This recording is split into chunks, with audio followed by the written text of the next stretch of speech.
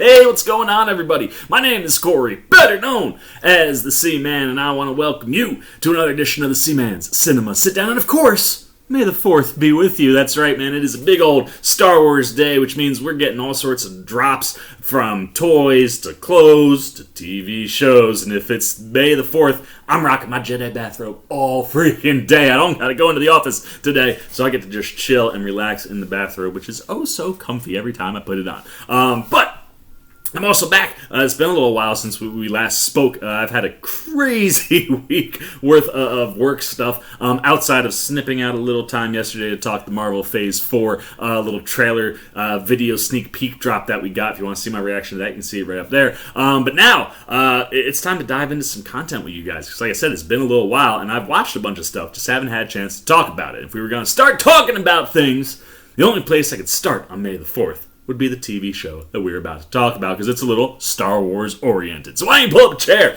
take a seat, we're getting ready to dive in, spoiler free, into the Bad Batch, Season 1, Episode 1, Afermath. And I am so in love with this show already, man, because of where it picks up, man. Like, right where it starts, you're just like, oh my gosh, it's like the Clone Wars just gets to have another season, just from a different perspective. And I don't know if I'm going to do non-spoiler and spoiler reviews for this. I think I will do weekly reviews, especially if they give us an hour's worth of content. I woke up this morning, I was like, holy cow, Marvel ain't done it yet. They haven't had anything cross the hour mark when you cut out the credits. And here we are, first episode of the Bad Batch, and we're at like just over an hour, and it's glorious. But like I said, we'll keep this spoiler free. I might have a couple spoiler things to touch on at the end, but I'll warn you guys beforehand, and I'll throw chapter markers on the non-spoiler and spoiler stuff. And that might be how we do this as we go through out the course of Season 1, because after, I'm telling you, man, the rest of the episodes are this good, I got to do me a weekly review, because, I mean, look, I've even got my bandana on for my boy Hunter. I love this group. When they introduced them to, in the Clone Wars 2 seasons ago, it was just such an interesting storyline, right? Like, you just drop this little group of troopers that are not normal clones. You know, they all have something, you know, just that went wrong with them, so they don't look the same. And then they messed with their DNA and gave them basically like superpowers. You know, you got like Crosshair is an unbelievable, you know, sniper. Wrecker has unbelievable strength. Hunter can sense things better than anybody else, and Tech, of course, knows tech better than anybody in the world. And when you add in Echo, who joined the group at the end of that season, or at the end of that storyline, you know, you also get somebody who is a regular clone, but, you know, has been messed with. You know, he's more machine than man now. And when they introduced that storyline in, I was like, that's really cool, man. And like, look at all the cool stuff that they can do. And then when we got the final season, when Disney Plus launched, we got a whole 4-episode arc with these guys where you were like, I really dig all of them. Like, they're such an interesting group, you know? Like, they all have different personalities, and together they make this really fun group to hang out with. And that 4-episode arc was awesome, and it, of course, teed us up for this show. And what I love even more, like I said, is where it picks up. The big thing going into this, I figured, was going to be, how does this group of clones react to Order 66? Would they, you know, have their inhibitor chips be something that clicked in or not? You know, would they be defective? All of those things were the things that I was interested in, and oh man, right out the gate, that's what we dive into, man. Like, you see them show up in Bad Batch fashion. I love their entrance to the episode, and then they do some awesome Bad Batch stuff, and at the end of it, spoilers, Order 66 is executed. And I love how the show deals with that, and I love that they took the amount of time they did to deal with it. And most of this first episode, much like its title kind of hints at, is the aftermath of Order 66 for this group. How they react to it, how they try to figure out what's going on. And it's such an interesting storyline because we know what happens with Order 66 from the Jedi perspective. And like I said, this is a straight-up continuation, right from Clone Wars, only now we're going to get it from the Bad Batches or the clones' perspective. And it's really interesting because riding with these guys gets to bring us back to places like Kamino, where we get to see them interact with other clones. And it's this really kind of interesting mystery you get to watch the group kind of unravel. And at the same time, we're able to introduce a new character who we've seen in the trailers. Of course, that's the little blonde kid named Omega, who we find out is a little girl. And I love her element of the story in this episode, how she's introduced to the group, and how the group responds to her, and kind of how that grows. And as you go through the course of the episode, you set the stage for what the season is gonna be. And I'm so pumped, man, because like I said, I loved riding with this group. I loved getting to see their first mission. I loved getting to see them try to figure out how to react to Order 66 as they start to learn what all of that is and what that means to this group in particular. And the different routes they take for each of these characters in regards to that one, moment in time is really, really interesting, and like put you on the edge of your seat most of this episode, man. Like, especially the last 20 minutes. I mean, the last 20 minutes, I was literally just here, man. Like, right on the edge of my seat, like, oh my god, what do we got?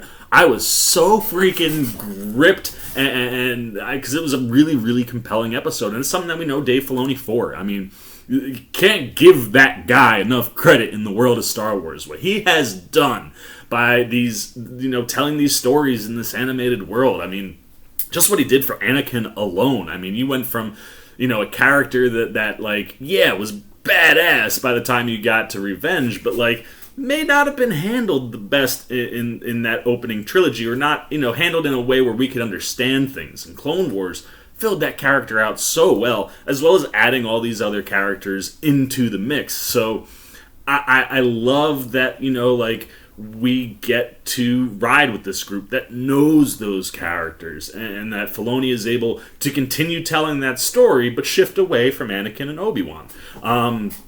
And whether or not that's because they have plans for Anakin and Obi-Wan in the live-action realm, or whether it's just like, hey, let's give everybody something new. And this was obviously something that popped specifically in that finale season of Clone Wars. So I love how Filoni finds ways to expand the story and open up pathways for, both him and Favreau to grab stuff from that and bring it over to the live action. I mean, the man is doing the Lord's work for Star Wars, and this show is no different, man. It's absolutely fantastic for an opening episode. The animation style, as we know, is just so freaking good, man. Like, it's one of those, when Clone Wars first dropped, you were like, what is this animation? And as we've moved more into the world of 3D animation kind of being the norm, you just get to see how far ahead the curve they were, and then how much more beautiful the animation is now with the technology that they have at their fingertips. And this whole episode is gorgeous, man. I mean, we go in dark areas, light areas. Like I said, we end up at Camino.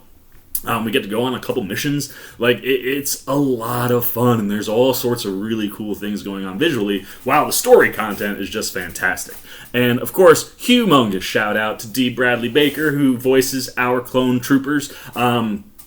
And I love especially what he does with this group, because this group, they don't all sound the same, right? They all got kind of different styles to that clone voice, and it's wondrous. I mean, it was wondrous in the last season of Clone Wars. Anytime these guys were showing up to watch D. Bradley Baker literally create an entire show with just his voice. Like, he carries everything here, and he's fantastic. And I love all the different iterations to his voice that he uses for this group, and how they all fit the characters in different ways. And like I said, they just did some really cool things, and I think this is a great start for the Bad Batch. The perfect start for your May the 4th, and I certainly cannot wait till next week. That's all I'm going to say on the non-spoiler side. I do want to touch on a few things that are spoilery. So if you don't want any spoilers, you haven't seen the episode, pause, go watch it, come on back, and like I said, I'll mark this time down below in the chapter marker section. But from a spoiler standpoint, the show did some really, really cool things. And like I said, I love their entrance. You're in the middle of a battle that's going on, and you have a Jedi and her troopers kind of pinned down, and her Padawan shows up. He's supposed to be bringing reinforcements, and there's no reinforcements. And then you see the boys come in, and Wrecker just starts wrecking. Tech does this awesome thing where he connects these like two like metal ropes to a bunch of tanks for Wrecker to push one off the edge, so it just pulls them all out. And just watching how quickly they just decimate the droids is so much fun to watch. I mean, just like we've gotten with anything. And I really did love the reaction when they came back and they were like, "So where's the rest of the backup?" And they're like, "Oh, they got deployed somewhere else. But like we're the only backup that you guys need."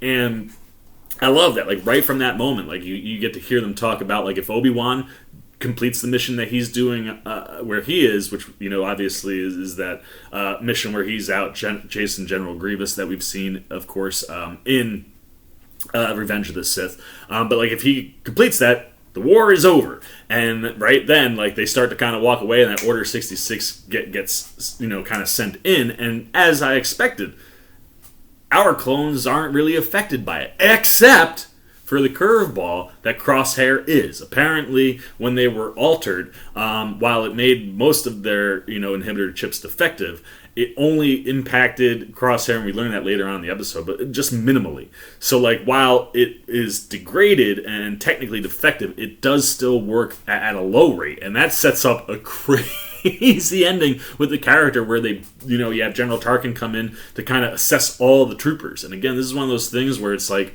how cool to kind of start to see the story that we really haven't ever seen, right? Like, it's like, yeah, you wipe out the Jedi, but what do you do with all of these clones? Because the clones don't become the stormtroopers. And General Tarkin hates clones. So to see him come in and be involved in the story, kind of assessing all of these clones and pinpointing Crosshair as somebody who still was following Empire orders and boosting that inhibitor chip, all of a sudden, one of our main guys is gonna probably be the lead villain for at least the next episode, if not the whole season. I think that's just a wildly fascinating concept for the group. And what's really cool is that you sort of replace Crosshair and swap him with this little girl, Omega, who we learn. And it's funny, like when she first popped in, I was like, I wonder if she's a clone.